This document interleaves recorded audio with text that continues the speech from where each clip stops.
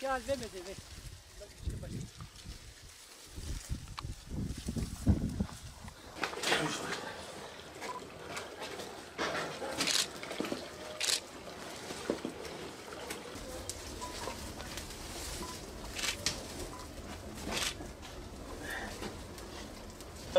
يعني وانا تو رزابة نادم ويجي قلت تبدا مجي خلاص كي مثلا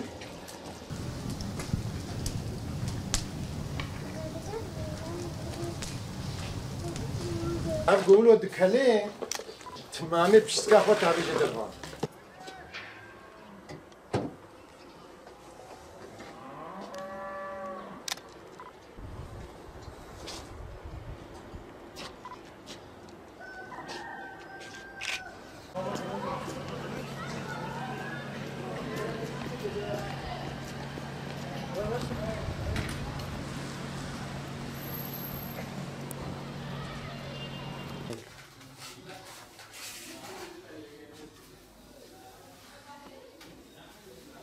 Bizim erken uyarı sistemlerimiz bu şekilde.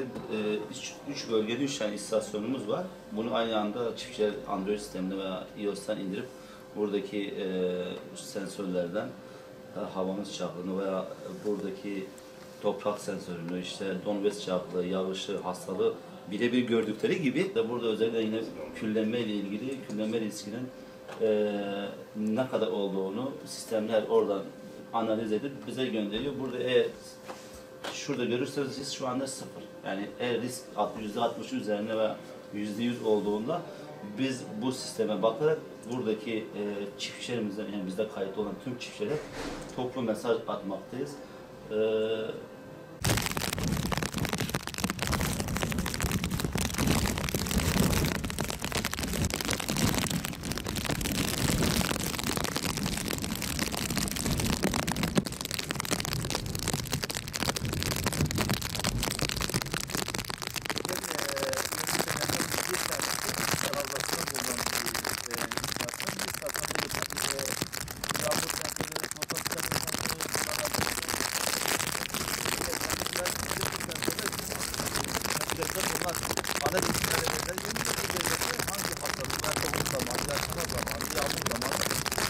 Gercü Ziraat Odası'ndan bahçe bitkileri bölümü mühendisiyim.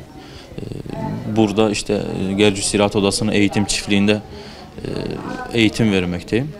Küllenme fungal bir hastalıktır, yani mantari bir hastalıktır.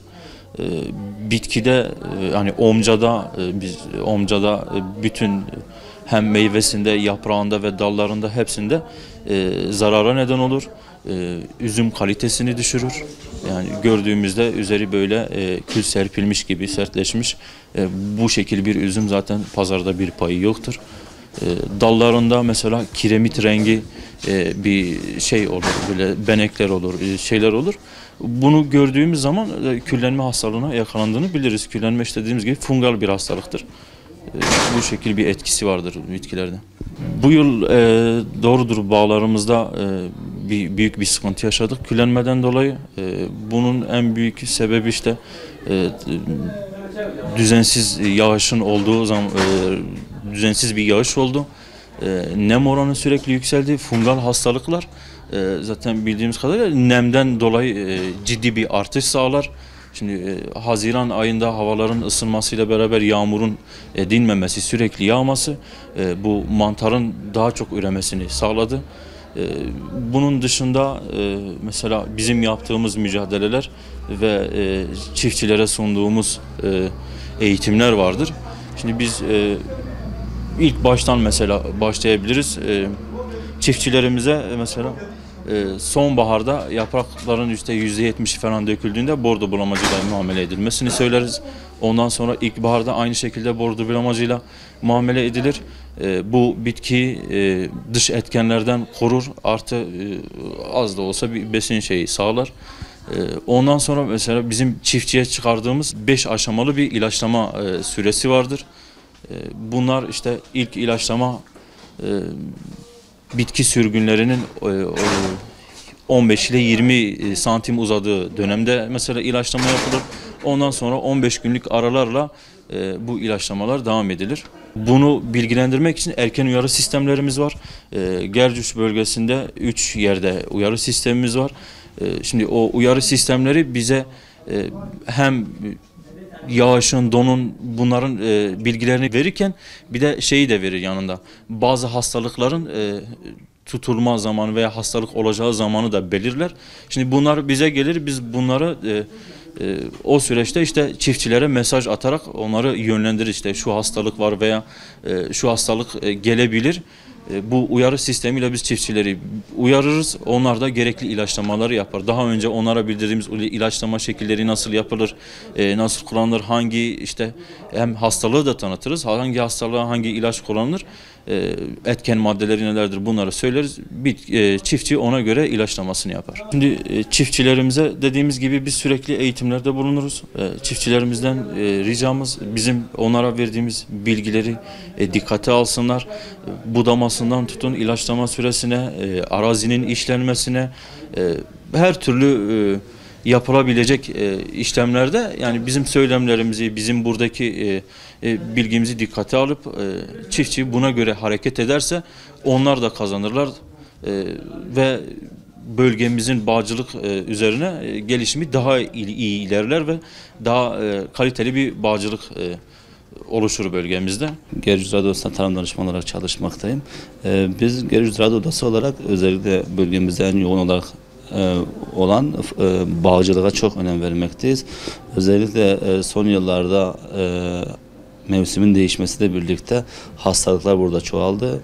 Bu hastalıklar özellikle bu hastaların başına gelen külleme ile ilgili mücadelelerimiz var. Bu mücadele kapsamında biz her sene tarım danışmanı arkadaşlarımızla, mühendislerimizle sahaya çıkıyoruz ve kendilerine hani bu mücadeleyle ilgili ne yapacaklarını, neler yapabileceklerini anlatıyoruz. Bunun yanında bölgede ilk kez bizim bölgede kurduğumuz Gercüş Ziraat Odası bünyesinde erken uyarı sistemleri var. Bu erken uyarı sistemleri sayesinde 2014'ten beri külleme hastalığına karşı eskiye göre daha iyi mücadele ediyoruz ama geçen sene yani 2017 yılı içerisinde Haziran ayındaki yani özellikle Amazona üzümünün çiçekleme dönemindeki yağışlardan dolayı külleme oranı çok fazla oldu.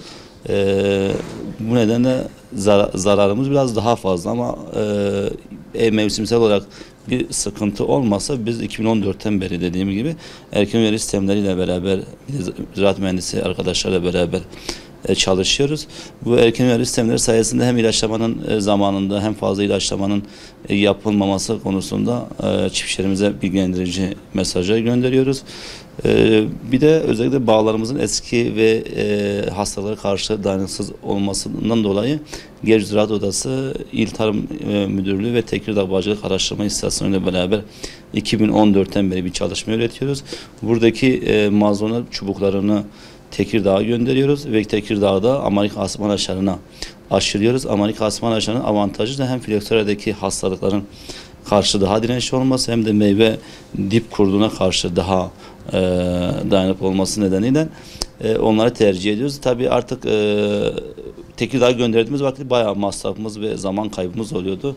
2019'dan sonra oradaki teknolojiyi Gerüş'teki kurduğumuz eğitim ve uygulama alanında yapacağız. Onların yaptığı işlemleri bu sefer biz Gerüş'e birebir mühendis ve kursiyer arkadaşlarımızla, çiftçi arkadaşlarımızla aşılama işlemleri yapacağız. Şu anda 2018'de yaklaşık şu anda 20.000 tane bağ çubuğu deneme olarak ektik. Şubat ayında aşılamalarını yapacağız. Bundan sonra çiftçimiz hem sağlıklı hem genç mazlona, özellikle mazlona üzerine çalışıyor. Mazlona fidanlarını burada temin edebilecek. Şu anda zaten biz küllenme ve diğer hastalıkların olmaması için biz 11. aydan itibaren çiftçilere, köylere ziyaretlerde bulunuyoruz. Bu çeşitli yaptığımız broşürler var. Bu broşürlerle kendilerine hani ne yapmaları gerekir konusunda yine uyarılarda bulunuyoruz. Ve hangi ilaçlama zamanlarını gösteren bir ilaçlama takvimimiz var. Bunun yanında yine dediğimiz gibi erken uyarı sistemleriyle ilgili çiftçinin erken uyarı sistemine uyması konusunda uyarılarda bulunuyoruz ki daha önceki 2014'ten beri bu uyarıları dikkate alan çiftçiler tabii sonuçlarını aldılar. Yine de 2019'da, 2018'de ve 2017'de olduğu gibi ilaçlamanın veya biyolojik kültürel mücadelenin nasıl yapılacağını ve fazla ilaçlamanından ziyade oradaki budamanın veya oradaki daha önceki hastalıklı bağlardaki mücadelenin nasıl yapılacağı konusunda saha çalışmalarımız oluyor. İnşallah 2019'da, 2018'deki zarardan ziyade 2019'da bol kazançlı, verimli ve kaliteli bir yıl diliyoruz. Allah'ın izniyle hem çalışmalarım hem de çiftçinin bilinçlenmesinden sonra daha güzel, daha kaliteli ve daha sağlıklı üzüm elde edeceğimize inanıyoruz.